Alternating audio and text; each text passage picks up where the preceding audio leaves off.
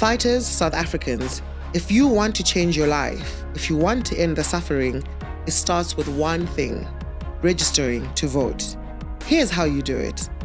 Go to www.elections.org.za on your phone or computer. Click Register Online. Enter your ID number and home address, where you live and where you'll vote. Confirm your voting station and boom, you're registered to vote. Don't have internet? No problem. Go to your local IEC office or voter registration station with your green ID book or smart card and register in person. Your vote is your weapon. Your registration is the first bullet. The EFF calls on every fighter, every worker, every young person, every elder to register to vote. It's time to take the power back. Let's register, let's vote, let's win economic freedom in our lifetime. Hello, everyone, and welcome to the EFF podcast special edition for the 12th anniversary. This is an exciting one because I have some artists from South Africa who have graced the EFF stages over the years at our rallies, launches, whatever you may say. They've been a central part to the entertainment that the EFF provides because, we may be serious political party, but we do have a little bit of fun here and there. So I'm excited to introduce to you three artists that I have here. How we managed to have them, all three of them, at one go, at one stage is a crazy story, but we're so happy to have them here. Here I have Stilo Magolide. I have Tsiri Moloi. Tsiri Malaika. Tsiri Malaika. I like it. Okay, you don't mind going by that. And then I have Uncle Vinnie, whose name is Kabelo. Yes. Okay, I didn't get it wrong. Welcome, all of you. Excited to have you here and love how you always show up for us, the EFF. So I'm just going to ask you guys to just give us a background to who you are, where you started your music, and how your journey in music has been. Who would like to go first? Elders. Beauty first. Thank you. And let me just first greet everyone and the comrades at home, those that are watching. We are fearless and we are fighters. First of all, I'm Tsiri Malaika, born and bred from Northwest in Lichtenberg. My career started way back, where I had to travel from my hometown to Mahikeng, and I came to Johannesburg for better life, style, and I became a part of the multi-award-winning group Malaika. We traveled, we experienced, challenges. We had a beautiful journey, shared beautiful moments.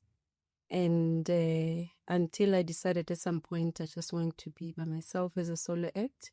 And I have empowered myself, developed myself, and I'm currently serving on the board of South African Music Rights Organization as a trustee for Retirement Fund Annuity.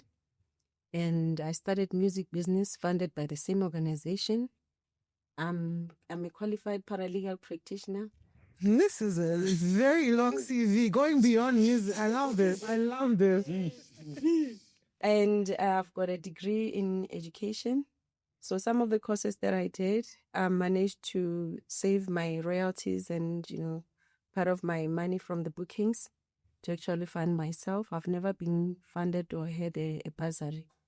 So I'm just encouraging those that are at home that, as artists, it's not the end of the day. Your future is not only behind the mic or inside the booth or on stage. There's better things that you can do during your spare time. Equip yourself and stand your ground and know your rights. Wow. Okay, that's a lovely introduction. Who wants to go after that? Wow. After that, what do you even say? I grew up with the name of Uncle Vinnie, though. I started in the streets of Bram, just being a cool kid, being curious, interested, and funny enough, I met him first. He was one of my first big interviews at the Sneaker Exchange. So when I was still doing radio that time.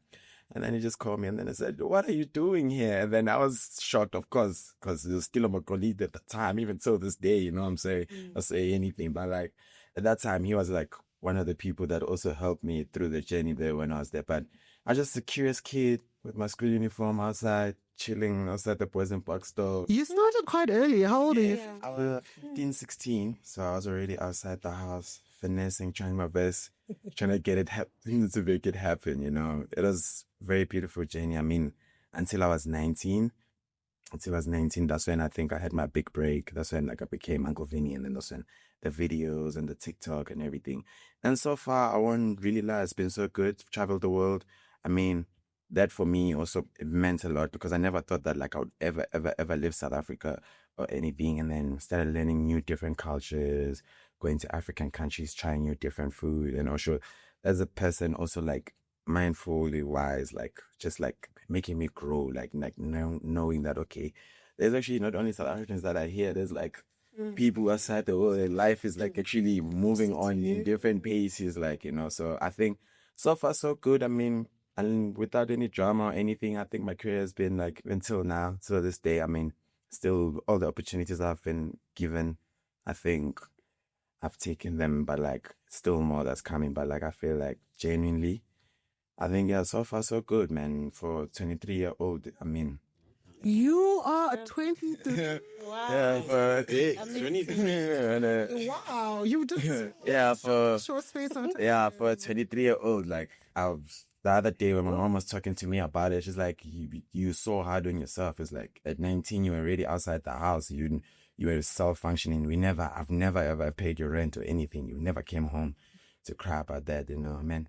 And also shout out to EFF, man. I think also like Big up. getting inside this at first I never used to understand politics at all. I was very like blunt. I didn't know anything until one day, of course, I could just say, yo, my guy, we need you here. You have to you have to come here, you know. And then I took the opportunity with both hands because the first time it was new. I didn't know what was happening. Next thing I'm waking up in Eastern Cape. Next thing I'm waking up in Polokwane. Like I'm now like learning new different languages. Started learning Venda, learning like, so I had to understand people. It was such a cool experience. Like every day, like I was in a different part of a country. Like I started learning more about South Africa, more even places that I had never seen. I was just like, damn, people do coexist here. Like, see, crazy. That's incredible how your world has opened up in such a short space of time. Yeah. That's incredible. Amazing. So here, I mean, with these amazing introductions, do I need to introduce myself? No. I'm a team player. This is a team player's attitude to say my team players have already done the most. You know what I mean? girls. My name is Tilo Makolide. I'm a musician. I'm a designer. I'm a beautiful black man. With a beautiful voice. Thank you so much. You know, I'm a brother, friend, not a father yet. I mean, I am a father in the streets, man. Yeah. In the streets. That's harder than us. Well, I was like, no, come on. Never you there. You was harder than shame. I won't lie. You was. I was very. Like, I was very. there's a lot of. Younger artists. No, like one of the people I definitely was very strict on was Vinnie. I was very strict. I had to stop Vinnie. crying. Really? Yeah, I used to cry every time. I had to get emotional. You were young. Yeah. You hadn't learned much, so he was there for you in He those literally told me moments. that never cry in front of me. He said never do it. Yeah, I think after that he was like, I'm not courting when I have to go out, you know. Well, my entertainment journey started a very long time ago. I had the first reality show in Africa, Cream Cartel, groundbreaking fashion. That was the first reality show in Africa. The whole continent. Yeah. Wow, and this was what, on MTV? This was on Vuzu. On Vuzu, yes. Yeah. First reality show, and that was incredible. But before that, I'd done like theater when I was a kid in London, which was incredible. My first introduction to like entertainment and like performing live on stage. And then from that, transcended into like, okay, TV's done, so what do I do? And I was like, you know what, I really love this music thing. Let me venture into it. Started doing my own thing musically, trying to find my feet, find my sound, find my coalition, find my friends. Mm-hmm. And then in that journey, found other friends who did similar things to me, which was Boys and Bucks. We started a culture collective, which was for me, it's the Avengers of culture in the continent. I like that, Avengers of culture. It's the Avengers of culture. I think as an honorary mention, it's Rolling Stone 100 most influential crews of the world. That is incredible. That is incredible. From there we did our thing. Vinnie's came out of it, the YS's and a bunch of other people that worked with us throughout the years. And music's been a beautiful journey. I've been all over the country. So you were just kind of part of like an incubator almost that worked and produced several artists. Yeah, across time. I'd always believe my name, one of my names is Mbuzi, right? So what that means for some people take it as lightly as saying the greatest of all time. How I look at it is that it's also a ceremonial animal that's used in transition from one point to another, or channeling different, like for rituals of connecting with the ancestors. So 100%. So my term, my one of my understandings of what I am is also a portal for transitions between where you start from and where you need to be. You know what I'm saying? So when I was being hard on like Vinnie, it wasn't like, oh, I don't want you to do this, but it's understand your full potential and where you need to, and where you could get to, So throughout all of that, there was a lot of self-discovery, a lot of beautiful things that I've learned. And in that journey, I met Tato, who introduced me to the EFF. Okay. And he was, at the time, he asked me, like, had I performed in Venda? And I said, I had performed in Teflop because I used to perform a lot at the university. And he's like, would you want to come do rallies with us? And I was like, hey, man, if it makes sense. Puts money off the table. If it makes sense. If it makes sense. If it makes sense. Yeah, if it makes sense. So I could tell that you've been recruited a lot. That's what I mean, same thing. Yeah, and he understood that me doing this would introduce me to different markets and also introduce those markets to different sounds and different experiences that are not necessarily first-based commercial music, alternative artists and genres. So it was a beautiful journey. This is an established audience and a very specific audience. Yes, because one thing that people don't understand is that performing, particularly at an EFF event, you are dealing with core South Africa, core fans. Core South Africa. So if you don't know how to entertain core South Africa, then it's over for you. Has that been the experience for you? Has that been an experience for you as well? Like why? Where did you start with the EFF, and what was your first experience performing with the EFF like? Yeah, hey, I started way back. I think the first performance that I had with EFF was in Mpumalanga.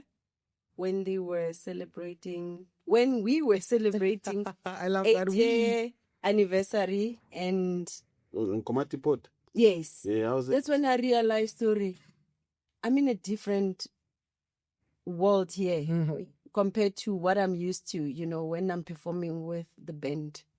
And, the excitement, the mood was just, jubilation. People were really looking forward to listen to the president's speech. People were full in gear. Everything was just red. So we had to also align ourselves with the red color, and including the ladies that I was dancing with.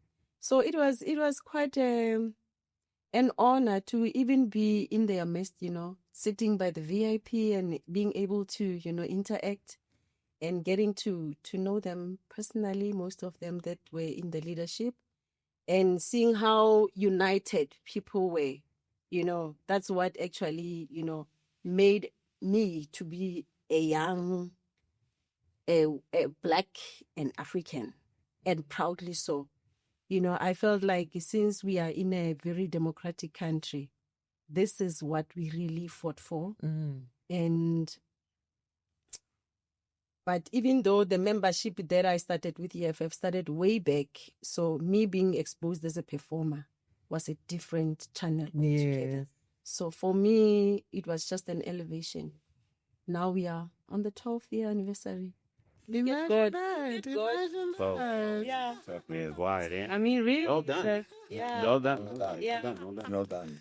Uncle Vinnie, same as you. When did you start with the EFF and what is your experience? I was woken up in the morning, number one, and they told me that we need to go to Limpopo now, ASAP. Like now. So, of course, the duty calls you pick up. So I'm getting there. I'm thinking it's like quick light thing, like, when I get there, I see there's like a whole lot of kids. There's everybody. And I'm like, just wearing like, I think I was wearing slides or something because I didn't think it was, yes, I wasn't prepared. I thought that maybe I'm going to go speak, And I was also like, in my mind, I'm like, what are the voters going to listen to? Why would they listen to Uncle Vinnie, a guy who does this? You get me? So I was still scared at the time, you get me? So now they kept making me speak. So I think also that, they kept making me speak. It made me become confident at some point because now I had to be the one that's introducing the people. Now I have to actually like have pride in this thing. This is now like my gym where. But also, this is your arena, especially with the young people. You're a huge influence for the young people, and you are the core. You are right there at the center of knowing and being a young person and understanding what young people respond to. It used to be so, even till now, it's still crazy. Like you enter a place and then you just get this love that you won't buy anyway. Like this love, like genuine, pure love. Like the kid will chase the car. Like they will get excited they actually get excited to see you. I think that's when I realized that I actually have real fans. Like when there's even a time where our president almost killed me that day, where they blocked the car. Like the kids actually flooded our car. They flooded the convoy. So now securities are coming out. They're like, Vinnie, get in the car. And that's how I'm busy saying goodbye. Because I'm saying goodbye to the kids. Yeah, literally kids like blocked the car. I think everybody shouted at me that day. Like, they're like, Vinnie, and you don't understand. You don't understand yourself. You don't understand how big. Even pop out of the sunroof. Wow. Because the love was too, like, I couldn't control it. Like, I would like even wanna like take off my shirts, like take it, like I couldn't like have me, like I can actually like, because the love was too much. Because I knew every time when I'm coming out the car, I'm getting excited. Like I'll be sleeping and then I'll come out. I know the love is gonna be so immense. Even when I met comrades the other day, even I was passing, I was at Woolworths the other day. As a comrade said, "Hey, comrade Vinnie," and that's how I looked at it. I said, like people now like. Hey, they don't miss comrade Vinnie. Like people now, they're like, yo, Vinnie, when you meet Vinnie somewhere, he's gonna tell you about politics. Now you have to always run away. You see? I love this, and we had a brief discussion about this earlier while we're waiting, and you did mention that. Working with the EFF has changed your view on politics. Changed me. Like you've become more interested within politics. Like let's talk a little bit more about that. Like I start get interested. Like now I know there's boards, there's setters in parliament. There's certain things that you have to go. There's protocol. Like now I know the law off by like off the book. Like now I understand. Like protocol. Like even the guys when they're sitting with me, like the language needs to change. Also, you can't just like speak. You can't do like that. you can't be like you can't do that. You can't be vague in this life thing. Like it's different. Like it's different. Chilling with those people with that stature, that power, and knowing that very well every day they go fight for you guys inside parliament, and then they can come back to you and be so friendly and warm. They even ask you, Vinnie, how's home? How's everyone? How's your mom? How's everyone? Then back to it. You get me? Like knowing now I know everything. Like not reading everything, but now I know how important the constitutional and you're interested now. Yes, Yeah. now I'm even more interested. I'm even calling my dad. We're talking about this thing. Like now we have a conversation that like that's good. Exactly. Like we have like a powerful conversation that we can sit and just talk about politics the other day. Say, I know you like this guy. I like this guy. And then I start telling him something and he said, I said, where did you learn this? I said, hey, I just listen to this guy. See, that's the only thing I do. It's like I take in this information and whatever you're getting with and every time when I'm chilling with EFF officials is that like they brief you, like they actually explain it to you, and it actually has to sit in your head for you to actually understand. And they made me understand the importance of education. So they made me started thinking like, yo, my nigga, I gotta go back to school. Like I need to like now go to school and actually go study. And when I told my mom that, my mom said, "What changed your mind about this thing?" I said, "The political party that I'm in, and they have a campaign." Yes, they have a company called #Sofunda like people have to be educated. So I started understanding that actually education is not like, at first I was downplaying it like, nah, drop out, da da da da. But now I'm like, damn, I want to go back to school. I need to have at least a degree that even when my kids come on this ad, they don't need to be like, dad, cause you went the other way. So now that's that. Exactly. Yes. While I had like the great leadership and great fathers that are inside this party that are always, every time, they always tell me, they say, Vinnie, whatever you do, never run away from your education. That's incredible. That's powerful. I mean, what has the experience been for you? Like from the beginning of working with EFF and the relationship, and also what has changed for you? I mean, I've grown up kind of like a Pan-Africanist. Okay. So, like, I'm quite knowledgeable of the continent and its heroes and its trials and tribulations and the journey that we need to take, you know? So, my experience with the EFF was quite interesting because where it starts from, where it's like performances and entertainment, it seems quite like just shallow. Mm-hmm. And then once you start understanding what the party stands for, once you engage with what the CIC has to say, you start seeing a different perspective, and you see, oh, my perspectives on this align with one or two things, and you know, this could be an understanding how like Vinnie would say, like the struggles that. It's the only party that kind of understands the struggles that entertainers go through in this country. Because also it's the only party that is young enough to be on the ground. Oh, okay. Yeah. So that element of youth is what makes people connected to artists and entertainment. 100%. And be more open to understand what it is that entertainers go through. I like that. Can we have a conversation a bit about that? Like this industry that you guys are in and the things that you go through and the issues that you face. I'm going to start. I mean, you opened up with it and you've been here longer. So, and now you're on the board of Samro, which, you know, has been controversial for a long time. Not an organization that has not been seen as serving the artists. What has been your journey in the arts industry and the things that you face? I think the biggest problem that we have in this country regarding entertainers, the industry is not well regulated. Regulation. We are really having it hard. Anybody can just do as they please. Anybody can just come in and go. Even those that are not really talented, you know, they can just come and make quick money and go. There's no proper criteria that is being used for people to regard themselves as entertainers or artists, or people don't. I think one thing that I would really love to encourage our artists is that we are running a business. This is a business.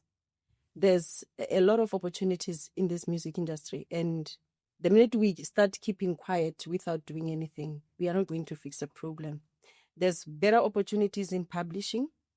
Mm-hmm. We can change the laws from, you know, Parliament. So what are the issues right now within publishing? I think the issues are artists are just recording for the sake of recording. They don't know there's money that they need to benefit and how in terms of royalties, yes. In terms of... They don't even know how it's being generated. They don't know even when you give someone a song, you need to register it so that it's copyrighted, so that it protects you as a composer, and also to register a company that is going to be protecting all your assets. The interests of the, like, in terms of your royalties and your copyright. And you must also know how much you are going to benefit from that. There's also Sampra that is also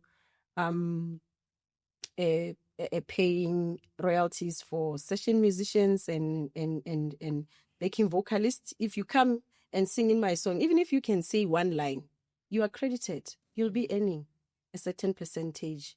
Even a musician that is playing on my song, they are also So whatever instrument you're playing, whether you're the guitarist, the drummer, you are entitled to. Even if you breathe. Yeah, even if you breathe, you can just come and say, ha, ha, ha, ha. If you breathe on those Your name is there. I did see someone was talking about how Beyonce has like so many credits. Yes. But like even the people who clap in the music are credited. They are credited, yes. This is actually very So interesting. this is what we really need to rub it into people, that your craft is your legacy, because people are earning monies out there. There's certain individuals who don't even know that they've got money lying around, unclaimed funds, and they also need to artists must also invest in finding themselves having to write the will. Okay, let's talk about this. What have you seen?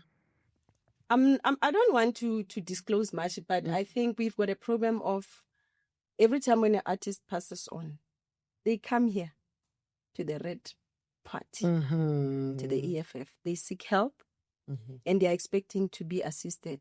As artists must just go to any bank or to any insurance companies.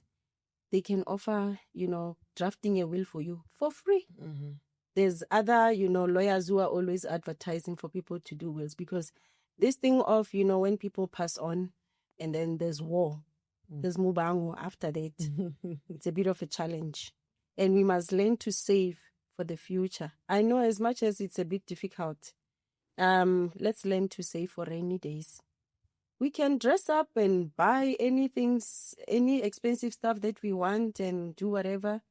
But remember, when times are tough, no one is there for you. And this happened not so long ago during COVID, when all of a sudden the world is closed. Artists are no longer able to, do the same things that they used to do. Yeah. I mean, for me, as emotional as it was, EFF came through for most of us. Because this is the only organization that managed to give certain artists that were in support of them from the inception. And I'm glad that I was part of them. For me to survive, to feed my family, to be able to buy stuff and live. And I'm still grateful, because without them, let me tell you, I would be I won't be here. A lot of artists lost their properties. Others, they went back home. People were demoralized. Imagine you are signed with a recording label. They never even cared. There's certain collecting societies that are not even checking if I'm an artist. They are being well fed. They are being taken care of. We don't have medical aids. Yeah. We don't have. Sure. Yeah. You know what? It's a whole lot. It's a whole lot. It's done for himself in Africa. Yeah. And I want to hear, especially from. I love it. It's tough. It was tough when you find, people, certain artists asking you. So I heard, I'm an artist, performer like EFF are getting something. Did you get something? And I'm like, of course, yes.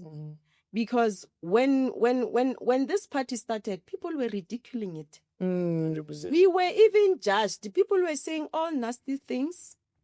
We were... Yeah. For just wearing a red beret and wearing red and being seen next to the president. I want to come back to this one. I want to come back to this one. But I want to continue with the experiences within the arts industry and the difficulties. For me, I feel like the corruption is designed. Yeah. And it's very designed. It's very complex. People know what they do. It's a lot of kickbacks. It's a lot of... So what is happening? Who is getting kickbacks for what? And... how is it happening? Everybody is involved. Everyone is involved. I feel like personally, genuinely, like, because from radio stations, like, I think he also knows. If I have a song right now, if I have a song right now, as much as even if my song is like the most hottest song that I have in the studio, but if I don't pay that much money to play my song on the radio, it won't play 365 days. So you get the catch. That's what I'm saying. This thing is so designed. This thing is always like, people who have made it a norm. They've made corruption a norm in terms of the entertainment industry. You can go, like an artist, you can like You can do anything, you know. That's why it's easy for people to just say, yo, how did this guy lose this much money? But the question is that, do you actually really want to know what's actually happening behind there? You get what I mean? Because you never know what's happening, because people, they're tied in other deals that they never even gonna come out from. And then it even like bad recording deals. Recording deals. I'm a victim. How I look at our South African entertainment industry, especially music side, it's like high school, you know, and everybody is fighting so hard to be a part of the cool kids, you know. So with that said, automatically you're sitting with the cool kids, but you're hungry. You don't have money for rent. You don't have clothes. So people are eager to even sign contracts that do not favor them. But just as long as I'm look good as a team, I'm seen. People know my name. Whatever happens, because I look at it like this, and like my career as a musician has been independent. I know what money looks like, and I know what not having money looks like. Okay. And I tell this to Vinnie over the years. I'm like, don't be fooled by somebody who maybe has the hottest song, has 1 million followers, is at the show. Look at the details. The details is, how is that person dressed? Where does that person live? Look at the people around them, because money is like water. It always finds a gap, and it'll always show. Whether you like it or not, whether the person is humble, money, it will always show. That's the unfortunate thing about money. So people are so focused on these cool clicks that then we forced to now pay somebody who doesn't understand what they're doing to play your song. Then it doesn't materialize. It doesn't do the reach. So it's like, it's a circle of clownery. Wow. And clownery. I love that. Ministry part in terms of youth events, they don't actually do anything. Since I was young, when I hosted my first party, I took out money from my pocket. You get me? I took out money from my pocket. In terms of the youth and in terms of youth artists, they didn't do anything. Until this day, I still have to. So this is something between the Ministry of Youth and the Ministry of Arts and Culture. Are they not coming to the party in any way? To the party, they're not coming to the tea party. The youth is outside there. They have ideas. There's the youth that have fashion brands. There's youth that had. Youth is not like lazy. It's not like people are lazy sitting at home because they don't want to do anything. That's why we're having this weird culture where we're having girls to go work in the club. Do you know how painful that thing is? You get me? So now when you have a sister, you're now thinking, because the way the system is being set, now we are accepting certain things in society that are not supposed to happen. We are normalizing. You get what I mean? So there's a lot of things that now we're hashing, like, you get me? So it makes me angry, but it is what it is. You're supposed to. It's nice to hear it from a young person who's observing it as well. The other thing is the managerial side. Okay. Management of artists. We don't have people who are regulated, who are even qualified to know what management. They don't understand it. They don't know it. No standard at all of what management should look like. Anybody can be a manager. Anybody can be a road manager. Anybody can be a DJ. Anybody can be a promoter. Anybody can be a published. Like a guy can approach you and tell you, can I road manage? Yeah. You're like, who are you? You get me? So there's no school. There's no standard. There's nobody that is actually overlooking that. So that which leaves room for people to be predators. Yes. Well, we only have predators. We only have industry full of predators. Yes. Well, the moment you are the talent, you have to be fighting. We live in alligators everywhere, because you don't know who's gonna come in. Yes. But more than anything, we also, I think, one of the biggest problems our country has entirely when it comes to entertainment is that there's a difference between a moment of fun on the internet and actual artists or entertainers. Oh, there's a huge difference. It's happening right now. It's happening right now. And not just in music, in acting, in wherever. Yeah. If I have a viral moment, they'll put me on the best TV show and put me on the biggest stage. That's how it works, you know, and have actual artists, you know, who have studied for this. Makes you out. As I went to the National School of Arts, you know, I actually this is my life. That genuinely, there was nothing else I was gonna do. I had to make it. You know, you were trained to be an engineer. So we stuck with viral moments becoming, no, we don't need you to perform. No, you're going to perform too much. You sing too much. Yeah. Let's get, this guy does this thing that we like. Yeah. There's this thing you can't, and you can you do that thing? One line that he doesn't get crazy. He's a bit off. We don't know what it is, but we like that. we like that. Yeah. Even let me just clarify something. Yes. When it comes to the legalities, Yes. that's where the problem is. We are being made to sign contracts under duress. Yeah. This is interesting. We don't have enough entertainment lawyers that are affordable. If they are there, they are not affordable. No, there is one I can give an honorary mention. Yes. Okay, do you want to... They are not accessible or we are ignorant. True, they're not Yes. accessible. Luckily for me, when I first got into like getting serious about music business, I got introduced to a lawyer called Eitan. He's got this like super cool thing. It's called Legal Ease. It's like pay as you go. So anytime I had a contract, he got me out of a lot of contracts. And anytime that I got into a bad situation or bad deal, I didn't call Eitan. Your life saved. Yeah, I didn't call Eitan, but Legal Ease, check it out. Very simple. Like you send them a contract. They've got a bunch of different lawyers. Yes. They'll look through it for you. If you need a conversation, entertainment lawyers, they're very good. Very good. Pay as you go it means you don't need a retainer. You don't need... You pay for the service, for the service that you're getting. Which is a very good way I to think go that about it. there's supposed to be a database where we know where to find those kind of lawyers who are dealing with contractual laws. And there must also be a site where people know where to find artists. There's supposed to be a database where when people want to book artists, let me just put it like this. Honestly, I feel like certain departments in our country, since things are not really as we are expecting them to be, they were supposed to have synchronized. Department of Trade and Industry, Department of International Relations, Department of Arts and Culture, Department of Home Affairs. When an artist is being booked to go and perform outside the country, these are the certain departments that are supposed to verify if that particular promoter from that particular country is real, is true. Is real, is legit. So that we don't face this thing of artists having to leave South Africa and then they get stuck overseas. But also to standardize even costs and prices. Imagine if you die outside the country now. God forbid. No one knows. Yes. Now we must pay for, people must do GoFundMe. To bring your body back. To bring your body back. You know what I mean? So it's those kind of challenges that I believe personally, if they were to clap hands together, a lot of people can be saved. Do you think that your position within Samro can assist in maybe beginning some of these conversations? I'm not really influential into that Samro part. I'm only dealing as a member of a trustee member for the retirement. Okay. Fund. So what is? Can I go on a fund for marriage?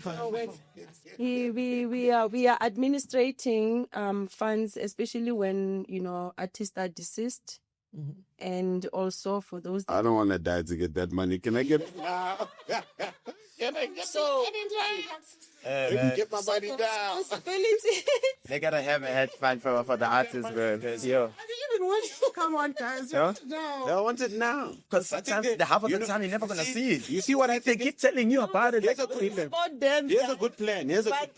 If there's a retirement fund, pay me every 10, 15 years. Yeah, that makes so much sense. But obviously, if I keep going, we renew. Yes. But obviously, you have to be on high rotation. Like Vinnie said that, other people need to pay other people to get somewhere. Okay. So you cannot, there's a certain standard where there's a criteria that has to be applied for you to be able to qualify, if you know what I mean. Okay. Yes, because you cannot just join today and tomorrow you're to be advanced. Yes. That's why I say so.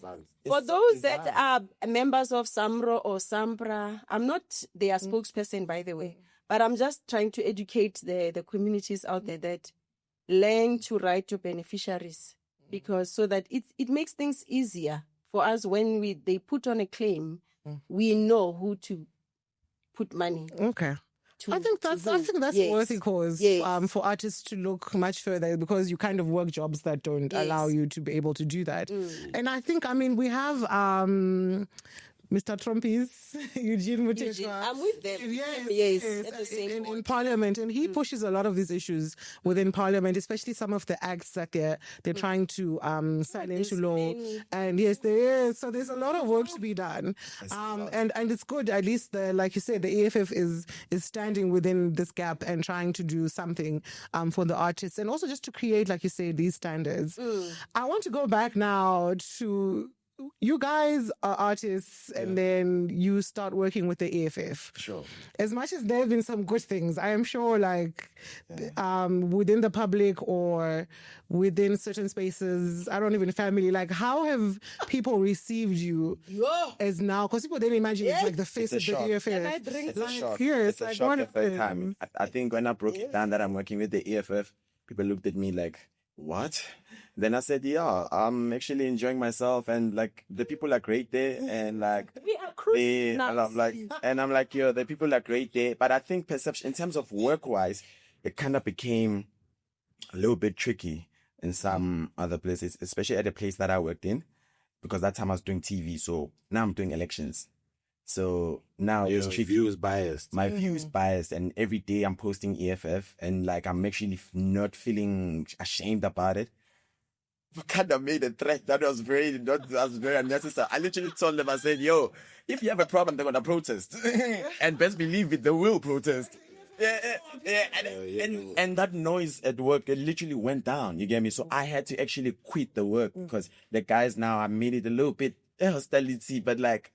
I just literally say that There was a sense of hostility because working with the EFF, because the and guy you were was speaking up. the CEO called me upstairs. Like literally after work, they called me upstairs. They sat me down. They said, yo, this is a problem. And then I said, what do you mean it's a problem? And then they said, hey, yo, you're on TV, and tomorrow you're waking up, you are jumping on the stage, and you're on EFF stuff. I said, and then I think some of my stuff also that like kind of like, kind of channeled it down, but like it didn't really help that much, because those wasn't my type of people that I was really working like that. But like, yeah, at some point I kind of felt it a little bit. And then even the other time, a News 24 actually, journalist once came to me, and then he asked me like in the middle of a conversation, like, oh, interview about Uncle Vinnie. Then I said, how you related to Julius Malema? And then I said, that's none of your business. I literally said, that's none of your business. And then Was this during an interview, or it was like a News 24 thing? And then they even wrote it. I remember the headline, adolescence arrogancy. Yeah, that's how so now you're arrogant. Yeah, the whole interview changed from them talking about stuff, and then it went to me about how my political beliefs. And then I said, nah, bro, this is a Uncle Vinnie interview. Yeah, so from that day, I started realizing that, okay, the posting and the opinion of mine it matters in this country. So that's why I genuinely no more speak, like if I don't need to speak. So now I know that, okay, I'm calm. You're calm. I think with me, everything started when the president declared his support and spoke about my solo project that I must be supported when I was releasing my album 2013. Every fly, every hater, Every fly. every hater, I died at it. Every fly, bro. I died. like people were saying nasty things. Sorry. So what's your relation with him? And I'm like, mina nae siphuma kude. And I was, there's a friend of mine who knows someone. They even brought in a duke for me from the Val that's written EFF. And I said, no, it's fine. I'll wear at the right time. And when I started posting about me being affiliated with the organization, gigs started disappearing. No, even gigs. Even people that we really entrusted and we looked up to. Wenzani manje? Yini? Awubona wayitimata kere? But this is a free country. It's a democratic country. We are not in the apartheid era. I'm within my rights. And I affiliated and I paid.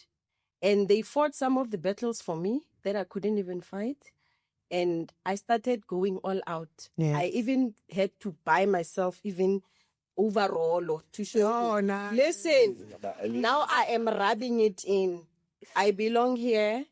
And for me, this is the party for everyone that is interested to be part of.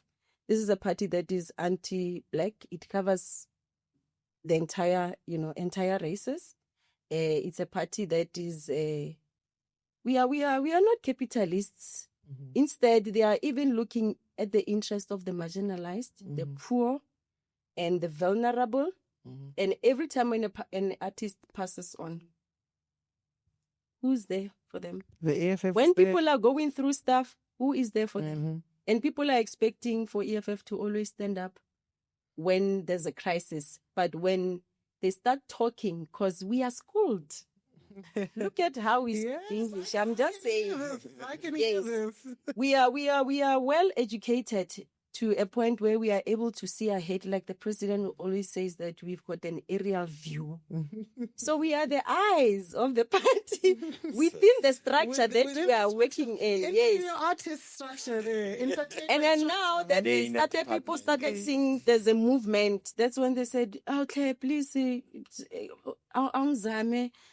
also not want to. Yes, so that I can also." And I said, "Are you ready for the backlash?" Yeah. Because I'm a woman of steel, and people have actually accepted that I belong here. This is my choice. This is my right, and I'm happy. It represents what I believe I've always wanted. I'm so glad. Yes. I'm glad. Yes. What is your experience, man? No. Because what is this sounding like? It's not as amazing. No, it's I mean, for me, in the beginning, it was always one of those where people obviously have their opinion, but because I'm like a koi fish. I swim upstream. Like You've never been mainstream. You've never. It sounds like noise. When it sounds like noise, I'm like, clearly it's a you problem. The fact that you don't like it is a you problem. So, I've had an incredible relationship with the party. We've done a lot of amazing things. What's your problem? Like, So for me, I've never really had I've never entertained a lot of chats. I just generally don't. So it was one of those where it was just automatic for me. And anybody that had something to say ended up speaking to themselves or just looking. Yes. I mean, I like it. Advocacy, that was the most beautiful thing maybe I've ever witnessed in my life. There were 100,000 That's 100,000 people at F&B Stadium. That was like, It was amazing. It felt like, yo, we are actually here, bro. It was energy. I felt it like even from the door that, hey, yo, like if my people had to start me now, bro, we can actually go start you back. You felt it like the music inside. Yo, like the passes, like everything is in order. Like the others are making sure the kids that are getting lost, they're making sure can see that everybody, people don't understand that the EFF production is amazing at its best, at its peak. I mean, the guy even went on the stage that was top tier. That was a moment to see that live. That for me, it shows the symbol of power that we actually matter in this country. And even if people try to count us on the conversations, and even if they try to do, we are not leaving. And that's one thing you need to know. We are here. This is home. Genuinely for the youth, especially. I'd love to encourage the youth.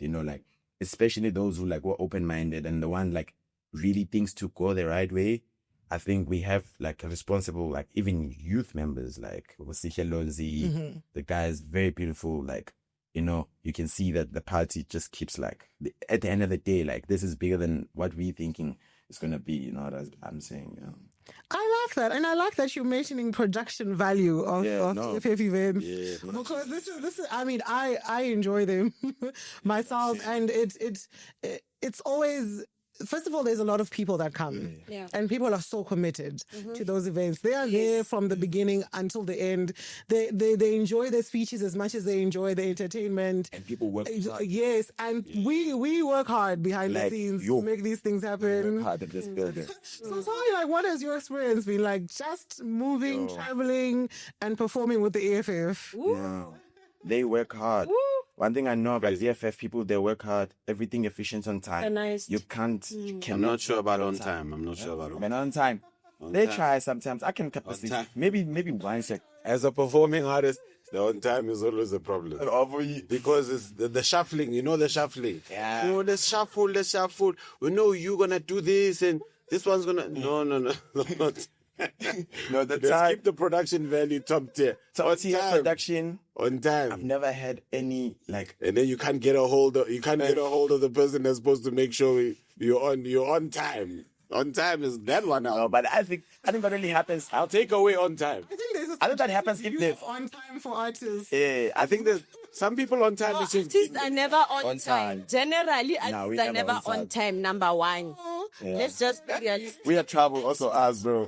On time. On time. On time. I think the only time I've ever experienced it is when the president was speaking. Like that's when they said actually everybody has to sit. That's the only thing on time. That's the only. But it's a cadre, a technicality. On time. Yeah, but we sit. I won't lie. Thinking about it. You cannot be on stage before the president starts speaking or before he arrives. So once you are on stage and he's you're right. already like maybe 3 seconds waiting? away, There's clear the stage. Yeah. You know what I mean? Production. That's why I'm saying the production is incredible. So when you're not on time, right? Or when it's not on time, there's everything else to take care of you. You know what I mean? Like when you're experiencing like all the perks of backstage or all the perks of artist marquee. The fact that there's an artist marquee is a big deal because It's a nice one, right? And yours always a nice one. We appreciate you guys. I was in the media marquee and myself. That marquee is the best. Yeah. I enjoy it. Now that marquee, like we actually get excited as artists. Like we know there's like you have to say your EFF kicks. You say, okay, these are the kicks I need to hit them. I'm landing at the marquee. That's because the treat us good. Then you answer okay. You answer with as many people that you came with from your team, and the trust and best believe they're gonna serve you what you want and what you. There's no red tape. There's no red tape. You need to, guys. There's no red tape. So much you need. There's no red tape. In fact, They you know know how to what? treat artists. The EFF is the first party to actually have such a platform. Where such a large platform for Yes. artists. Inside their building. Yes. I've never been to any other part. I mean, we only know these guys. Yes. And they've got their own studio. Yes, here we are. We can mention a whole lot of, assets that EFF has actually equipped. I think they're traveling. It's beautiful, having to be in the midst of people being in celebratory mood with the EFF, whether it's Tela Tuparali or it's a election campaigns, and people come in numbers and they make sure that everybody's going to eat. Yes. That's the beauty about it. Yeah. EFF rallies. People come in numbers, they come in buses, and they are all geared up. They get there on time so that whenever entertainment starts and the president starts speaking, and whoever that is going to introduce him. People can't listen in empty stomach. Yes. We can't So people are being well fed. They've taken care of, a lot of, fighters that we have lost in the past, and with dignity. When they celebrate, look at their stages. Well prepared, nicely colored. The sound is proper. I'm a musician, I'm a singer, I know what I'm talking about. If the sound is kaput, I'll drop the mic. I won't be there. No, but they've got their own, trucks, that they're able to move around, different provinces, and you will find them right there on time. Everything prepared. We've got DORs. We were talking about the DORs. Guarding the entire... Those are my favorite people. We must also give Those people. those guys are working. Shout out to all the DOR. They're hectic. They hectic. Yeah. They hectic. Yeah. They can move you from the car to everybody. They will tell people, hey, don't touch this artist. If we can, There's that one big one with the let's glasses. appreciate that. Yeah. He will make sure you will make sure that at some point they didn't want to even allow us to enter the 10-year anniversary. He's like, hey, where you going? He's like, I'm like, yo, those guys, they work. The ground forces. Honestly, and they're so committed. They're so committed. And I think they're one of the driving forces of making sure that our events are very orderly and proper. I'm so glad you guys acknowledge them. Yeah, like we really acknowledge all the DORs. Like, we've witnessed a lot. Yeah, like I appreciate a lot DORs. I even know some of them. Like when I come, they know. Like very cool people, very nice people. They'll make sure that you're fed. Number one, they will even they'll even share whatever they have with it. That time you even have food in the car. Yeah. For real. Like, yeah. I even had another mom who wanted to buy me food. She's like, "You're so tired, my child. Like you've been performing the whole day, like actually, like for real, but I think it comes with him being younger. Yeah, because every time anybody in EFF, they're treating like I'm their child. EFF was the first party to even fight for William Nicol to be changed to Winnie Madikiza. Thank you. You know what I mean? They've bought so many. Yes, they've bought a lot of land. That is why they are fighting for a lot of land expropriation without compensation, because a lot can be done. They've built houses.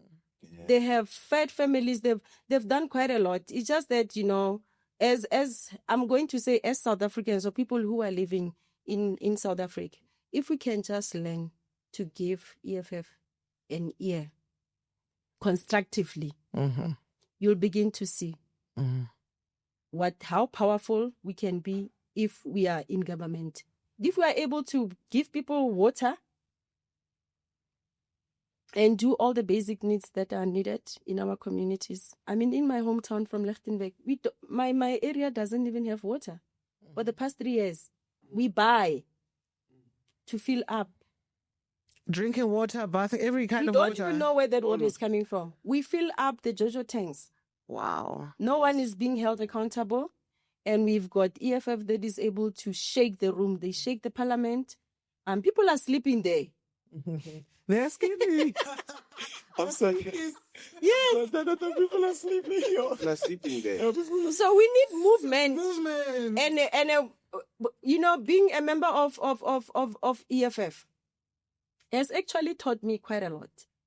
To be very outspoken. Wrong is wrong.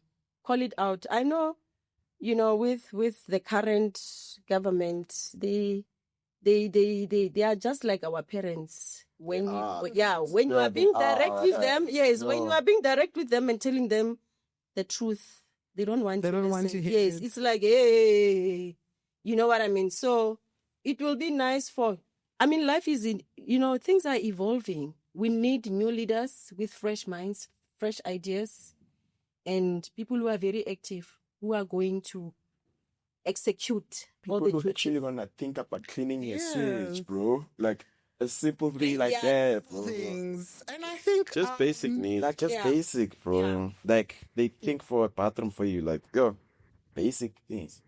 They've taken a lot of people to school. Maybe I'm next.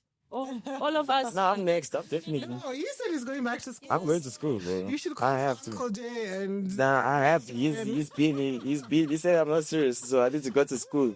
So it needs to be something that I initiate myself. Like, hey, I know. I'm excited have for you. I really am. Nah, I have good friends, even around here. I have good friends like Sika Lonzi and them are that great influence, So like when you have people like that are like that manage to listen to you, like sometimes I could send him even and say, hey dog, these people are about to cook us in this parliament. Please go fight them. Here's this thing.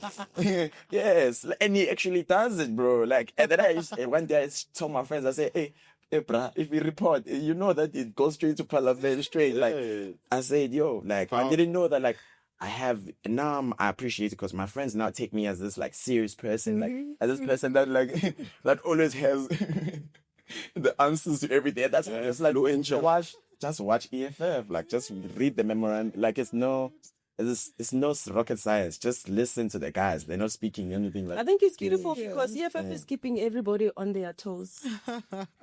So that That is was it, great. dyslexia. Unfortunately, I have to bring this conversation to an end, Yes. but I'm having a lot of fun and I've had a great time. Thank It's you. been educational, it's been interesting, Yes. it's been funny, it's been insightful. I like it when artists come together. Yes. That's beautiful. And I think people underestimate what artists have to say. But it's really important for us to be hearing about your experiences. So before we round up, I don't know what last kind of thing each person would like to share with us. Spread love. Spread love. Keep fighting. I like that. Yeah. Hashtag vote EFF. It's worth That's it. there. We have general elections. We can't avoid For sleep. government elections. We can't afford to sleep. Yeah, Let's Be on the road with us, I'm sure. Yeah. But spread love and everybody. I'll be wearing a red That's dress. the most important message. Spread love, yeah. Spread love, yeah. Love, yeah. Nothing else, yeah. Have no words. Beautiful last words. Thank you so much. Thank you. Thank you for joining us. Thank you for having me. The podcast. I'm Lebohang Mujapilu, the editor in the communications department. This is a special edition 12th anniversary podcast, and we're excited for you guys to listen to this. Thank you so much.